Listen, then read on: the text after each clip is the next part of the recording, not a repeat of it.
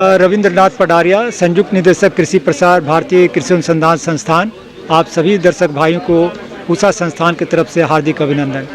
जैसा कि जानते हैं कि पूसा संस्थान की स्थापना सन 1905 में पूसा समस्तीपुर बिहार में हुआ था और वहाँ 1934 में भूकंप के बाद पुनः इसकी स्थापना दिल्ली में की गई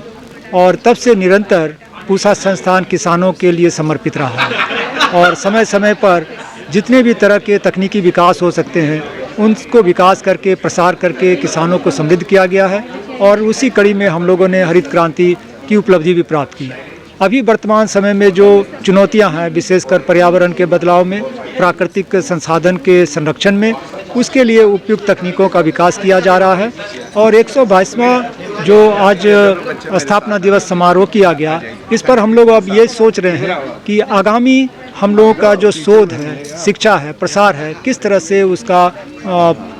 उत्थान किया जाए ताकि आगे के जनरेशन, आगे की जो कृषि हो, भविष्य की जो कृषि हो, उसमें हमारे किसान सफल रहें, हमारा पर्यावरण चुनौती से उबर सके और साथ साथ जो पोषण सुरक्षा है वो ज़्यादा से ज़्यादा सुरक्षित हो सके हमारे सारे परिवारजनों के लिए। तो हम लोग अब ये कोशिश कर रहे हैं कि कम जल से कैसे अच्छी सिंचाई कर सकें,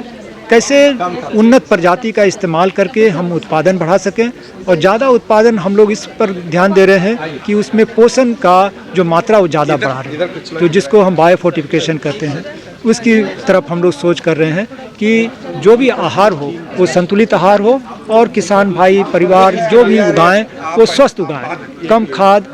कम दवाओं का उपयोग करें। उसके लिए हम लोग तरह तरह के विकल्प दे रहे हैं, जैसे कि बायो फर्टिलाइजर है, जैव रासायनिक खाद है, उसको इस्तेमाल करें। उससे क्या होगा कि हमारी मिट्टी की मृदा स्वस्थ रहेगी और पर्यावरण भी प्रदूषण कम होगा। उसी तरह से जल की जो संपदा है उसका संग्रहण करना है। हर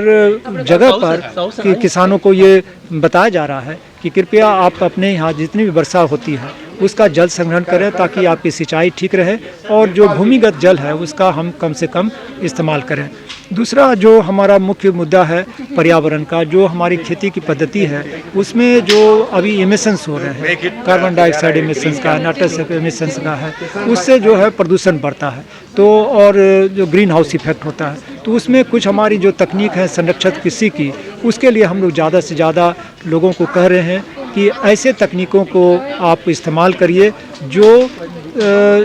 जैसे कि सेंसर वाली सिंचाई पद्धति है, सूक्ष्म सिंचाई की पद्धति आ गई है, उसका इस्तेमाल करें। उसी तरह से जो IPM इंटीग्रेटेड पेस्ट मैनेजमेंट का है, जितना पेस्ट जो हमारे यहाँ कीट लोग रख रहे हैं उसके साथ साथ जो और विधाएं हैं उसका इस्तेमाल करें, जैसे कि हेलिलियोर है या जो उसमें फेरोमोन ट्रैप लगा के कर सकते हैं या कुछ जो हमारे आसपास के चीज़ें उपलब्ध होती हैं जैसे नीम है, इस तरह का चीज़ को इस्तेमाल करके भी हम कम से कम रोग को और कीट को नियंत्रित कर सकते हैं। इस तरह से हमारा जैविक और प्राकृतिक खेती की तरफ भी हमारा रुझान बढ़ रहा है और हम लोग जगह जगह पर एक्सपेरिमेंट करके किसानों के साथ हम लोग देख रहे हैं कि कितना ये किसानों के लिए अच्छा हो सके, फ़ायदेमंद हो सके। तो ये शोध की प्रक्रिया भी जारी है ताकि हम रसायन मुक्त खेती की तरफ आगे बढ़ सकें। धन्यवाद।